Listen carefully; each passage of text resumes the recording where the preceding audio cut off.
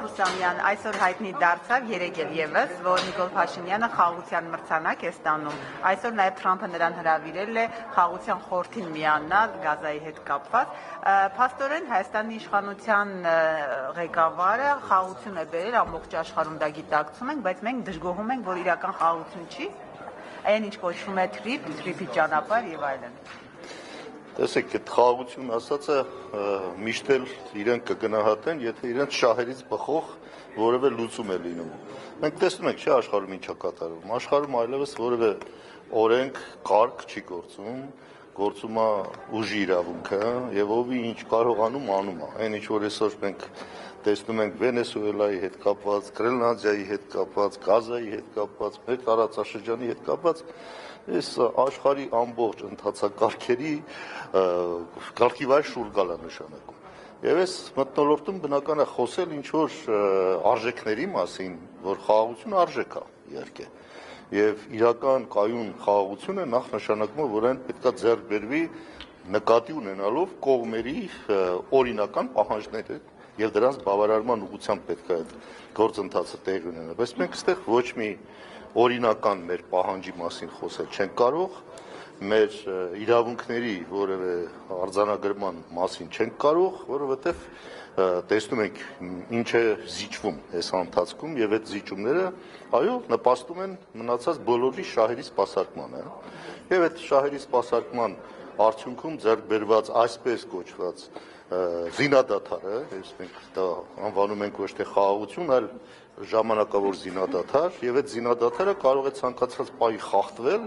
եթե հանկարծ Հայաստանը որոշի ինչ որ մի բան այլևս չզիջել, օրինակ։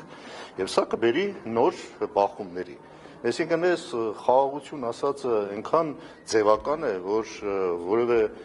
լուրջ անգամ գնահատման արժանի չի։ Իհարկե իրան մեդալներ կտան, պարգևատրեն, որովհետև ինչ ուզում են մարտնանում է։ Ինչ ուզում են մարտնանում են, ինչու՞ պիտի չսիրաշահեն, այսպես ասած։ Սա տեղի ունենում եւ ստեղ չեմ կարծում լուրջ հետ կապված ինչ մենք ստորագրեցինք վերջի մենք էլ ինչ մնաց ասում է զիջելով գալիս ենք անդադ հա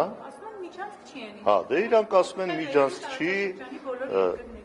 իրանք թե բնական է կասեն միջանցք չի այն ինչ որ արձանագրել են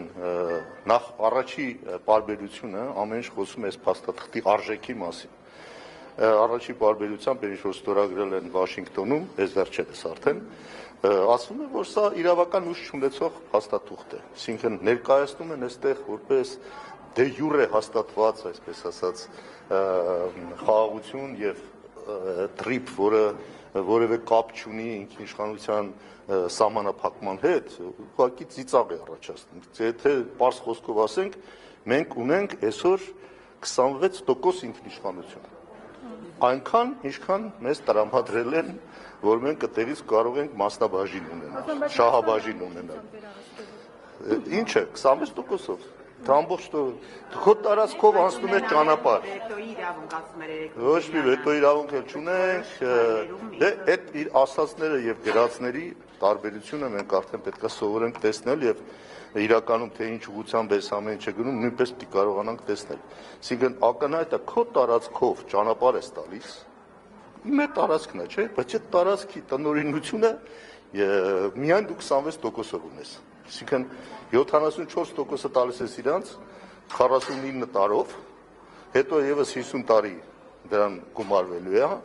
եւ եթե այնտեղ մեկը կասկածում է, որ ամերիկյան ամբողջական վերահսկողությունը եւ ամերիկյան ամբողջական լիարժեք այս գործընթացը իրականացնելը ինչ որ սահմանափակում է ունենալու,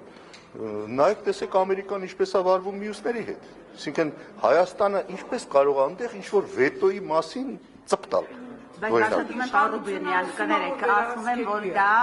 իշխանությունների ասելով մենք էլի իշխանությունների ասելով մենք ունենք արդեն մեր երազած Հայաստանը, որը պետք է մենք գովերքենք, պետություն ասածը մեր հիմնական արժեքը, որը ձեռք ենք բերել, հիմա տեսնում ենք ինչ պետության մասին ենք մենք այսօր խոսում։ Այսօր Հայաստան որպես պետություն չկա, կա Նիկոլ Փաշինյանի կալվածք, որը ինքը տնօրինում է։ Ասում է դա պայմանավորված է, ոչ միայն Ռուբինյանի իշխանությունը, ասում է դա պայմանավորված է ներդրումների չափով, 74%-ը նրանք նրանց է վերապահված։ Չի կարող այդպիսի բան լինել, որ քո տարածքով անցնի ու դու գոնե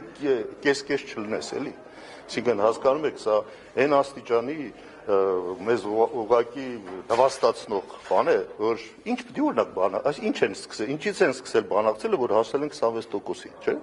Հարց առաջանում։ Շատ ճիշտ էր մեկնաբանել պարոն Օսկանյանը, այսինքն եթե լուր նստեինք այնտեղ, կարող է մի քիչ ավելի լավ վիճակ ունենային։